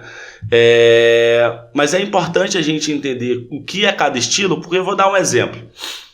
Eu estive num evento que só tocava música, como Zouk, Guerreiro Zouk e tal, e chegou o cara num DJ e falou assim: poxa, eu vim aqui, não vai tocar um Zouk hoje? E tava tocando, na verdade, foi uma das noites que mais tocou Zouk. E ele falou isso pra um DJ africano. Putz. Pô, não vai tocar um Zouk hoje? Ele, mas tá tocando Zouk a noite toda. Aí ele, não, toca aí um... Paulo Mac. Mas era uma coisa assim, tipo um hip hop, bem... nada a ver com a ideia do que é realmente Zouk. Então, às vezes, essa ignorância sobre esse conhecimento faz com que a gente entre numas gafes ou, principalmente, no que é pior, numa apropriação cultural, né? O que é complicado. Por isso a importância da nomenclatura do nome, importante entender. Como, por exemplo, o nome, lambada, que o Felipe falou aqui. O nome é lambada, é a nossa dança. O Lambazouk foi um nome que comercialmente... O Lambazouk foi um nome que foi comercialmente utilizado, mas que depois a gente percebeu que era errado. Para falar a verdade, a gente pode estar vendo hoje, atualmente, em 2023, a gente está em 2022, 2022, o nascimento do verdadeiro Lambazouk. Agora eu acho que está nascendo. Porque, cara, você vai para uma dupla, não estou dizendo que eles fazem isso, tá, gente? Mas você vai para uma dupla com Felipe Lira, que cresceu no meio da lambada, e com Bruna Peçanha, que cresceu no meio do Zouk. O que eles vão dançar, cara, vai ter as duas coisas. Por mais que eles são profissionais excelentes e separem uma coisa da outra, o corpo do Felipe, cara, respira lambada. O corpo da Bruna respira Zouk, cara, Zouk brasileiro.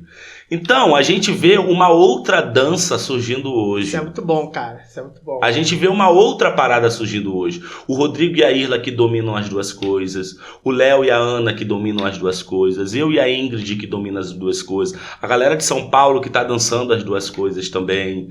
Então a gente tá vendo uma outra dança que, na verdade, muita gente já vieram aqui no Brasil fazer aula comigo para aprender essa fusão.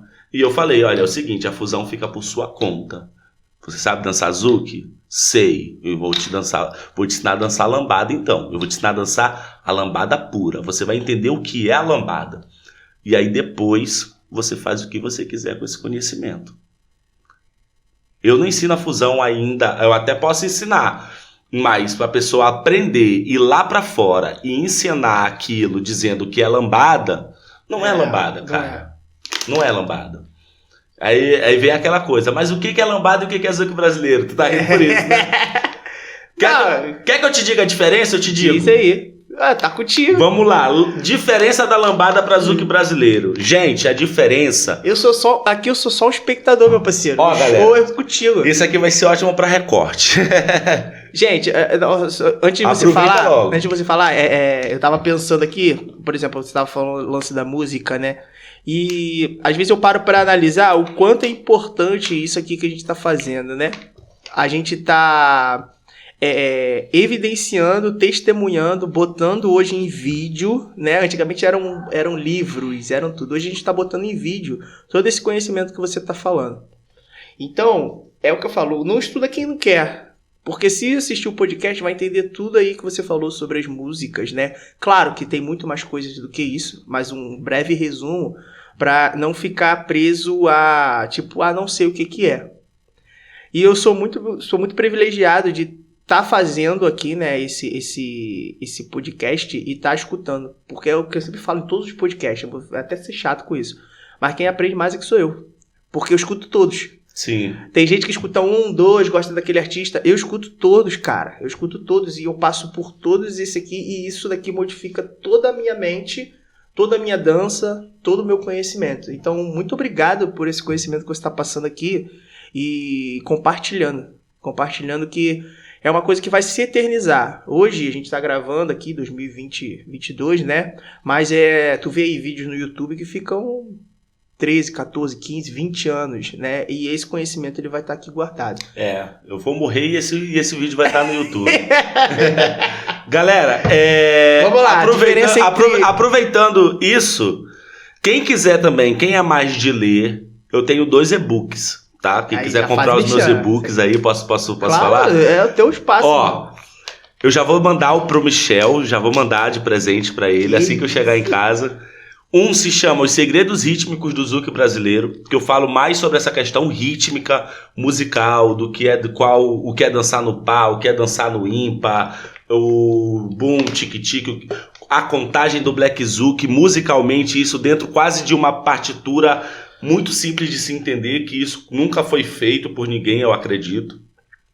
E então esse primeiro e-book se chama Os Segredos Rítmicos do Zouk Brasileiro, e que quem quer saber mais sobre essa umbrella, sombrinha de músicas dentro da nossa comunidade, tem um que se chama As Raízes Musicais da Kizomba. E aí eu falo um pouco mais de tudo isso, de forma mais especificamente, de tudo isso que eu falei aqui no podcast. Quem tiver interessado em comprar, é só me seguir lá nas redes sociais. Aproveita, já deixa aí teu like aí no vídeo aí. Já se inscreve no canal, comentário e tudo mais. E é isso. Vamos lá, diferença de lambada e zouk brasileiro. Isso vai ser um ótimo recorte. Zouk brasileiro e lambada são arte. Arte é incomparável. A galera precisa entender que arte é incomparável. Por mais que exista um movimento artístico que tenha uma característica parecida, como cubismo, pontilhismo, enfim, vamos falar de pintura assim, realismo, mas eu não posso comparar um quadro do Picasso com Michelangelo. E ver qual a diferença de um para o outro. É impossível. A gente vai ter algumas coisas assim que a gente vai pensar em termos de história, de técnica talvez, mas, cara, são coisas que não dá para comparar. Ou então perguntar qual a diferença entre dançar e tocar. Ao mesmo tempo que é muito diferente, mas a gente pode pensar assim, cara, as duas coisas são artes, não tem como fazer, é uma pergunta que não tem cabimento. Então, zouk brasileiro e lambada são artes, elas são incomparáveis. A diferença sempre vai estar nas pessoas. As pessoas, sim, elas vão ter a gente pode fazer essa comparação. Por quê? Porque existem 2 teorias sobre a lambada. A teoria do filho e do pai e a teoria da mesma pessoa em épocas diferentes. Qual é a teoria do filho e do pai? O pai tem um filho que tem os mesmos genes do pai ou da mãe, mas não é a mesma pessoa. Isso seria a lambada e a mãe, e o zouk brasileiro, o filho. Tem ali genes e características parecidas, mas são pessoas diferentes. E existe a teoria de Rauan de 10 anos atrás e o Rauan de hoje, que é exatamente a mesma pessoa, mas é uma pessoa completamente diferente. Então existem essas 2 teorias. Então, a diferença entre zouk brasileiro, ela está nas pessoas. Vamos lá. Quando você pergunta qual a diferença do zouk brasileiro e da lambada, você vai pensar, vamos dizer que é o tempo. Mas o tempo você pode dançar de qualquer forma quando você estiver livre de uma competição, por exemplo. Você pode fazer o que você quiser. A dança, ela te dá essa liberdade. Você tem essa licença poética, essa criatividade. A diferença está no corporal. Corporal, independente do que seja, cada um vai ter um corporal diferente. O meu é diferente do teu, mesmo a gente dançando a mesma coisa. Então não está no corporal. A diferença está nas pessoas, então vai ficar mais fácil assim. Qual a diferença do Zouk brasileiro, do Rauan e o Zouk brasileiro do Michel? Aí você vai ver muita diferença. Bem, o Michel, ele usa tal filosofia, ele usa tal técnica, a forma como ele dança é desse jeito. O Rauan é desse outro jeito. Então, quando você pergunta qual a diferença da lambada, do Brás e do Zouk brasileiro, da Renata Peçanha, você vai ter uma puta diferença. Aí vai ficar fácil. Quando você pensa qual a diferença da lambada de 1990 para a lambada atual, aí você vai ver uma diferença. Aí fica fácil. A gente só consegue encontrar diferença quando a gente consegue ter um parâmetro de comparação. Então essa diferença não está no Zouk brasileiro e na lambada. O Zouk brasileiro e a lambada são duas artes livres para serem feitas o que você quiser. A diferença vai estar nas pessoas. Por que nas pessoas? Aí vem um papo que eu estava conversando ontem com a Andréia sobre uma coisa que ela postou. E eu falei para ela assim, a gente não compra mais a dança, a gente compra as pessoas. Eu não vou tentar aprender Zouk brasileiro. Eu vou aprender o Zouk brasileiro do Michel. Eu vou aprender o Zouk brasileiro do Rauan. Eu vou contratar o Rauan porque as pessoas vão querer ir fazer aula com o Rauan. Então aí a gente começa a entender que essas diferenças elas existem por conta de um rótulo meramente comercial. Essa pergunta ela nunca é feita de forma para ter uma proteção cultural. Ela é sempre feita para você conseguir vender melhor de um jeito ou de outro. Mas bem, qual é a diferença? Porque como é que eu falo aqui no meu workshop que eu vou estar ensinando Zouk brasileiro ou lambada? Ah, não, eu vou botar Zouk brasileiro, porque aqui vende mais. Ah, não, eu vou botar lamba Zouk. É sempre por uma questão de venda. É sempre uma questão comercial. Então, a diferença do Zouk brasileiro, ela está nas pessoas, ela está no tempo, ela está na filosofia, vamos dizer assim. Mas não nas duas artes. As duas artes, elas podem ser iguais, elas podem ser diferentes. Não importa, na verdade, cada uma é uma. A questão é essa, é que cada uma é uma. Eu posso te imitar, você pode me imitar, mas cada um vai ser um. Então, se cada um é um, não tem como ser igual. Sim. Posso ter coisas iguais. Então, se não é igual, não tem por que buscar a diferença. A diferença é simplesmente saber que não é igual. Entende? Mas eu posso ter uma característica parecida. Então, não existe diferença entre lambada e Zouk brasileiro. Existe diferença entre a forma como eu apresento a lambada e a forma como eu apresento o Zouk brasileiro. É tudo uma questão de rótulo, venda, filosofia, cultura, tempo e por aí vai. Então, assim, o Zouk brasileiro hoje, como eu estudo na metodologia da Renata Peçanha, tem muita coisa diferente da forma como eu estudo e penso a lambada. E eu sei quais são essas diferenças. E porque, assim, para saber também, você tem que dançar os dois. Exatamente. Né? Porque tem gente que não dança um, não dança outro e fala que, porque não sabe se é diferente, se é igual. Para você saber essa diferença, você precisa saber. É porque as pessoas querem isso aqui, a diferença é isso. Nunca vai ter isso. Porque não se trata de arte, se trata de cultura. Sim. Não vai ter uma resposta genérica, é impossível. Impossível. Top demais. É uma questão, assim, polêmica. Polêmica. Mas é legal, assim, ter pessoas aqui que dançam os dois falando suas visões, né? Qual é a diferença e qual não é. Beleza. Rauan, mais um tema aqui pra você sobre... Claro que eu sei que isso vem muito da sua questão com música, mas você também se formou um bom DJ, né? Hoje no Rio de Janeiro, nos principais bailes você toca aí. Eu lembro quando você começou, a gente tava fazendo um evento lá no SEDAC, que tu foi tocar lá, foi muito bom. E assim, como é que foi essa sua carreira de DJ? Como é que está sendo? Então, eu sempre gostei, sempre toquei lá em São Luís. E quem me ensinou foi o José Neto, inclusive. Foi o Neto que me ensinou. O Neto ensinou muita gente a tocar. O Neto é das antigas, né? Quando o Neto morou aqui no Rio, foi formado pelo Jaime. E ele tocava aqui. O Neto é da época do Curtiço. Ele aprendeu, eu acho, com o Bruno, com o Arcanjo. Caraca, cara. O Neto é da época do Curtiço. Tu que chegou a curtir o Curtiço? Não. Não sei esses tempos aí não, cara. É a hard rock? Nunca curti também. Pois é. O Neto, cheguei depois. O Neto é dessa época aí. Eu também não cheguei a curtir, só escuto histórias.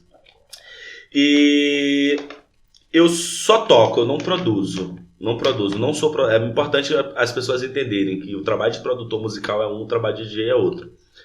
E eu sei, como o fato de eu estar estudando e pesquisando música por conta de saber o que era uma coisa e o que é outra, me deu esse interesse de mostrar e tocar as músicas que eu acreditava que iria entrar ali e ser boas, entrar dentro desse ambiente do bairro. Então eu busco mesmo tocar. Eu comecei a trazer uma energia que eu sentia que estava muito em falta dentro da comunidade do Zouk brasileiro, da Kizomba, da Lambada, que é uma energia de trazer aquela energia do old school, da música que dá para dançar, que você consegue dançar, tem a dança em primeiro plano, né? Então gosto muito de trazer essa vibe, aquela energia bem maneira. Não vou dizer... Gente, velocidade não é a mesma coisa de energia, tá? Existe música rápida, música lenta, música de energia básica e música de energia alta. Então eu gosto de músicas que tem uma energia de média para alta, para você entrar no baile e sair feliz com aquela sensação. Não que eu não goste de uma música com uma energia mais baixa ou mais lentinha. Inclusive eu até toco também, toco bastante. Mas eu gosto de trazer um pouco dessa energia, né? Então eu busco fazer coisas através de DJs que eu me inspiro, né? E hoje os DJs daqui do Rio são DJs excelentes. Sempre gostei muito do Bruno tocando, quando ele toca aquelas músicas das antigas. Porra, ele pra mim é um dos que toca os melhores. Depois de um que eu vou citar aqui, que quando se tocava a música das antigas, pra mim era o Bruno. E então eu tento me inspirar nesses DJs, né? Tem sido bem legal, tenho curtido bastante, bem gratificante. E só lamento, na verdade, muitas das pessoas do Zouk brasileiro e da Lambada não ter mais a oportunidade de curtir um DJ que nós tínhamos aqui no Rio de Janeiro, que para mim é uma grande fonte de inspiração, que é o DJ Eric. Pra mim, de DJ, de Zouk brasileiro, o Eric, né? Ele era o melhor. E é tenso que vem congresso aí agora. O que a gente pensa é o Eric. O cara é insubstituível. Insubstituível. Ele que fechava o baile de sábado. O Eric ficava no palco lá do Tijuca, lá gritando: vamos dançar! Sempre falava pra mim, toca Zouk, porra. Sempre falava pra mim, Rauan, toca Zouk, porra. E eu sempre tenho, desde então, busco essa ideia. E pra mim, assim, na minha opinião, não sei como ele era em relação a profissional e tal, em termos de contrato e tudo. Mas pra mim era um cara que deveria ter ganhado o mundo, cara. Ter tocado em todos os maiores congressos do mundo, porque... Aí vem aquela questão da injustiça, né? As pessoas acabam vendo muito o DJ bom, o DJ que produz a música, né? E nem os melhores DJs que eu vejo em pista, assim, não são produtores musicais.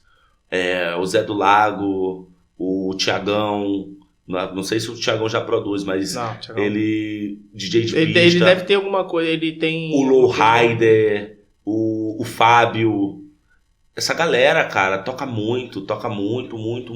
Tem, claro, que os DJs que... Tem os produtores que são excelentes. Um desses que eu vou falar aqui agora, que é uma inspiração tanto na dança quanto na música, que pra mim é um vanguardista, que agora que a gente tá se aproximando do ano que ele já estava, era 2001, e eu acho que ele já estava em 2030, que é o Maf. Pra mim, esse cara é um ponto fora da curva dentro do Zouk brasileiro. Tanto em termos de movimento e dança, quanto em termos de produção musical. As pessoas estão se aproximando das produções musicais que ele fazia antigamente hoje. Porque as produções musicais dele, cara, era incrível. Pra mim, é o cara que criou o que a gente pode chamar de musicalmente como o Zouk brasileiro. Não existe esse gênero musical, mas se fosse existir, eu diria assim, ó, pega uma música do Maf e isso é o Zouk brasileiro. Maf é surreal, né, cara? Ele é fora da curva. Maf é surreal. Assim, Maf sempre tem a música do Maf no meio de tudo. Sempre tem. Sempre Cara, tá eu ali. adoro tocar as músicas dele, cara. Sempre tem. Tinha que procurar música pra coreografia. Vai na música do Maf. Música pra não sei o que. Vai na música do Maf.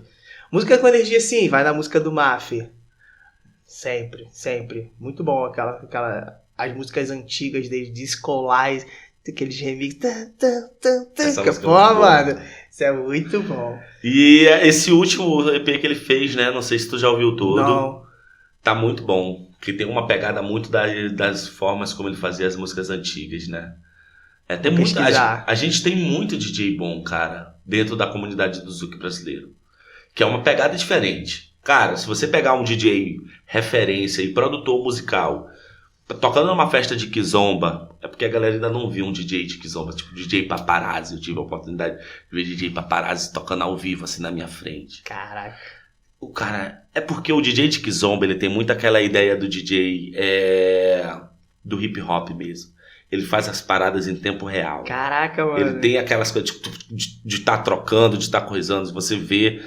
E eu vi o DJ Paparazzi brincando, cara, assim. Muito foda. Foi no evento que teve no Exalta Afro. Aquele de Angra, né?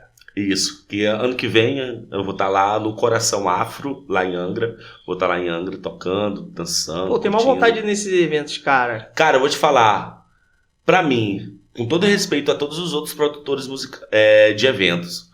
É o James, né? O James, É do James. O James, pra mim, é um dos melhores produtores musicais, não, produtores de eventos do Brasil.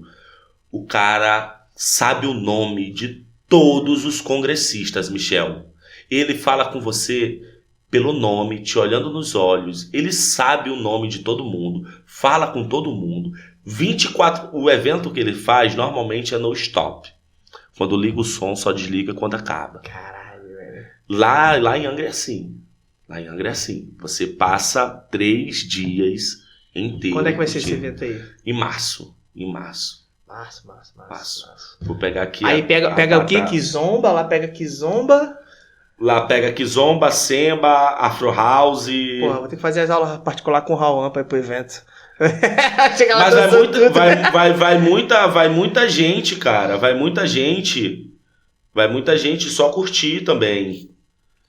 Vou te falar, cara. Eu quero chegar lá, eu quero dançar Não, tudo. tô falando curtir no sentido dançar Zouk brasileiro. Mas eu quero dançar as outras. Tem Porque, muita gente. cara, eu sou assim, eu vou pros eventos... Vai eu ser não de fico- 24 a 26. 24 a Março? 26 de março. Pô, vou dar uma olhada lá. No Hotel do Bosque. Vou te mandar. Vale a pena, cara. Quem vive essa experiência lá no Coração Afro é uma experiência diferente. Os DJs são Show muito de bons. bola. Rauan, pra finalizar, fala aí quais são suas pretensões. O que você tá fazendo aí da vida? Você tá programando, né? Tá como programador agora. Estudando, Quais são os seus planos com a Ingrid aí? Que você possa contar, que você queira contar, além do filhote, né, que tá vindo aí. tá chegando. Cara, Michel, meu plano com a dança principal agora, depois que o Rael nascer, a gente vai voltar a treinar com tudo. Mas o meu principal objetivo com a dança é tirar o peso de fazer a dança dar certo para ser o meu principal sustento. Eu quero tirar essa responsabilidade da dança e quero trabalhar de forma mais relaxada. Porque trabalhando de forma mais relaxada hoje, eu vou conseguir curtir mais esse processo. Aproveitar mais tudo que a dança tem a oferecer pra gente. Eu vou conseguir ter foco. Porque hoje, meu principal objetivo é a educação e a criação dos meus 3 filhos. Indispensável.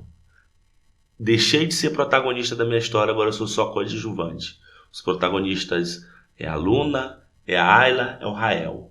É pra eles que eu vivo, é por eles que eu faço tudo hoje em dia. Mesmo estando distante da Luna, por exemplo, mas eles são as coisas mais importantes da minha vida. Então, eu preciso hoje focar em uma outra coisa que ofereça essa educação, essa segurança, essa estabilidade financeira. Mas Rauan vai parar de trabalhar com dança? De jeito nenhum. Eu sou a dança, cara. Eu nasci pra isso e vou fazer isso pra sempre. Mas eu quero tirar a responsabilidade disso ser o nosso único sustento. Por isso também estudo programação, porque é uma coisa que eu posso fazer remotamente, né? Quando eu souber, estiver bom, se estiver fazendo. Então é uma coisa que eu posso fazer viajando, posso trabalhar viajando, fazendo isso. Mas nossos principais objetivos hoje mesmo é sobreviver, conseguir sobreviver nesse mundo louco que a gente está vivendo, tudo que a gente está passando, nesse mundo de pandemias, tanto relacionada a doenças, quanto de pandemia, de pessoas malucas que a gente tem visto aí no mundo. Tem muita gente doida, cara. Infelizmente, tem muita gente doida, muita gente... Assim como tem gente para fazer o bem, tem gente para fazer o mal. Então, eu quero poder seguir bem, tranquilo, em paz. E com a dança, como eu falei, a partir de outubro, a gente já vai estar voltando, dando aula, fazendo os projetos juntos. A Ingrid tá cheia de vontade de fazer muitos trabalhos, voltar com tudo, com os projetos dela. Falei da Irla porque eu ia falar, a gente está com vontade de voltar a estudar com o Rodrigo e com a Irla de novo, que são os nossos mestres. Falar, olha, estamos aqui, volta a ensinar a gente. Diz que o bom filho sempre volta a casa, né? Volta a ensinar a gente tem muita coisa ainda para aprender com vocês, aprender com os outros mestres. Vamos voltar, estamos na companhia também da Renata, vamos voltar com os trabalhos na companhia. Enfim, esses são os nossos objetivos, mas os objetivos principais mesmo é sobreviver. Legal, cara, é isso aí. Tem muita gente que trabalha com dança e trabalha com outras coisas também, entendeu? Então, assim, não é problema nenhum. Espero que dê tudo certo. Vocês vão conseguir aí, né? Se estabilizar, ter o bebê aí tudo certinho, né? Até ele crescer. E vamos que vamos, cara. Vamos que vamos. Que precisar da gente aí, como ajuda, a gente sabe que todo mundo é uma família, né? Então, um ajuda o outro. A gente tá no mesmo caminho, na mesma batalha, né? Então, um trilhando o caminho, puxando o outro para que todo mundo consiga dar certo. Acho que dá certo não, porque todo mundo já deu certo. Mas assim, continuar trilhando, né? Não tem aquela pessoa que, tipo assim, vai deixar um pra trás. Não, cara. Se tiver ali batalhando com a gente vai puxando.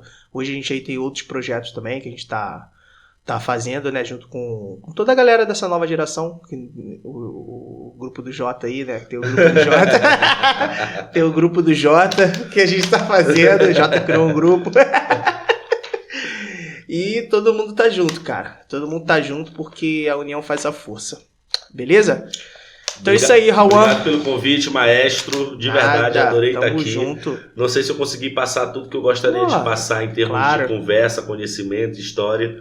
Eu sei que eu falo demais, às vezes sou um pouco prolixo. Que nada, sempre uma honra. Mas foi muito bom estar aqui e poder compartilhar um pouquinho da minha trajetória, da minha história. Sempre importante. Eu que agradeço aí pela oportunidade de estar aqui te ouvindo, de estar entendendo muito mais sobre música, muito mais aí um pouquinho da sua vida também. E só uma coisa para todo mundo, posso falar pra galera ali? Fica à vontade. Galera, não é porque eu tô aqui não, tá? Mas eu vou falar uma coisa. O que esse cara tá fazendo aqui é de extrema importância para a comunidade. Então, além do seu like, de estar curtindo a página, que isso já está fazendo o mínimo, não é muito, você está fazendo o mínimo, que isso é muito importante para você que trabalha com dança ou respira dança. Se você puder ajudar com alguma coisa, ser um futuro patrocinador, trazer aí... Também. Sério, invista nisso aqui. Isso aqui é um projeto que eu tenho certeza que vai trazer muitos bons frutos para a nossa comunidade. Então, fica aí o convite para que você possa estar patrocinando o nosso canal aqui, Pô de Dança. Assim, não, é até legal você falar isso, porque, por exemplo, tem no Instagram lá, eu fiz aquele linktreezinho, né? E tem lá um tipo, ajude o canal, que é um pix que eu boteizinho lá. Só que assim, eu posso até botar aqui, posso até botar na descrição depois, eu não chego a botar. Porque assim, cara, é o que eu falo, eu faço isso aqui porque eu gosto, entendeu? Claro, tem os custos e tudo mais, tem meu tempo que eu tô aqui me dedicando, mas eu faço aqui porque eu gosto, porque só de estar aqui e escutar essas histórias, escutar o que os outros profissionais têm para passar, né, eu já sou um felizardo, já tá valendo a pena. Metade das coisas que eu aprendi sobre música, sobre dança, eu aprendi em algo assim. Alguém que foi conversar em um podcast, em uma entrevista, em um jornal, e eu tirei daquele conhecimento, levei para a sala de aula e ganhei dinheiro por isso. Provavelmente muitos de vocês vão fazer isso com o que o Michel está fazendo aqui. Com certeza. Então nada mais justo do que contribuir para que o canal continue se desenvolvendo, né? Então fica aí o meu convite pra galera apoiar o Pô de Dança. Entrevistas. Show? Então é isso aí, galera. Esse foi o nosso Pô de Dança com Rauan Moraes, diretamente de São Luís do Maranhão, agora carioca. Tá quase carioca já morando aqui com a gente. Beleza? Lembrando aí de deixar o seu like, se inscrever no canal, deixa um comentário aí legal pro Rauan, o que achou da entrevista, né? Se entendeu um pouquinho lá da diferença Zuki, Girozuki, lambada, não é lambada, pra deixar aí tudo mais claro na sua mente. Show de bola? E lembrar que toda terça-feira, às 18 horas, tem um episódio novo aqui no canal do Pô de Dança pra vocês. Valeu? E curte lá, vai ver os outros vídeos. Temos aí hoje já 19, acho que 19 ou 20 episódios. Acho que o teu é 21 ou 20, agora não tô lembrando. Então já tem bastante coisa, cara. Já são 20 semanas seguidas, direitinho, botando o episódio ali, ó. Pra que as pessoas vejam. E dá um trabalho do caramba. Tá. Mas trabalho, é isso aí. Já tá quase sendo uma gestação já. Show de bola? Então, é isso aí. Deixe seu like, seu comentário, se inscreve no canal. Valeu? Tamo junto. Tamo junto.